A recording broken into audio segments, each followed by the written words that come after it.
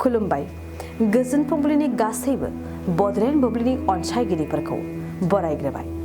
दिनै 2 जानुवारि समबारनि फान्जामुथिखौ फरायथिनो लादों आं गेवलां हाजोहारिया। फान्जामुथिनि गिबियाव दं मेष राशि। सोलोंथाइ बिथिङाव मोजां, आनजादाव उथ्रिसारगोन, जायखिजाया खामानियाव दावगानो हागोन। बृष राशि। गोसो बायग्लिगोन, मानिबा जाहोनाव गोसोआ जोबोद गाज्रि जागोन, दुखुजों समखौ बारहोहरनांगोन। मिथुन राशि। मोजां सान, नखराव गोथार खामानि जागोन, संसार जानायाव गोजोनै थांगोन।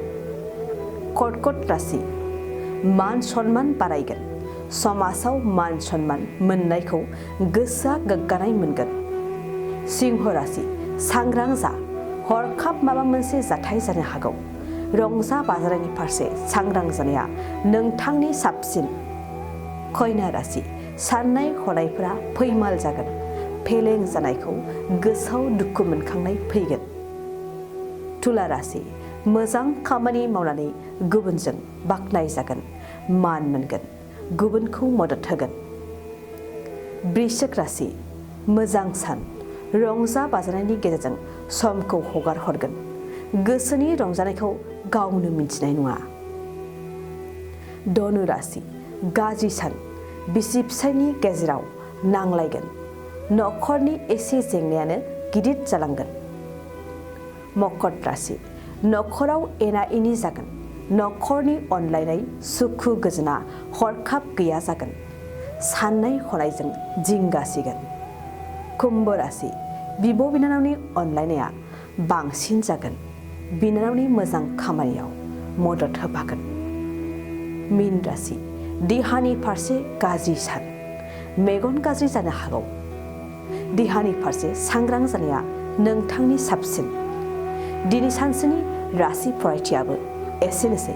आसा खालामो नोंथांनि दिनैनि साना मोजाङै मोजां थांगोन, बेखौ बडलेण्ड बुब्लि नखरनिफ्राय मिजिंथिबाय। गोजोन्थों। नोंथाङा सानाय सुनाय बेरामनि जेंनायाव गोग्लैदों नामा? जुदि नोंथाङा सानाय सुनाय दंब्ला जिंगासिनांगौ गैया। चिरां जिल्लानि बेंटल गेट साफागुरियाव दायो एसआइ निउर' थेरापि सेन्टार दंसै। बे थेरापि सेन्टाराव नोंथाङा गोरलैयैनो देहानि सानाय सुनायखौ फाहामथाय लानो हागोन।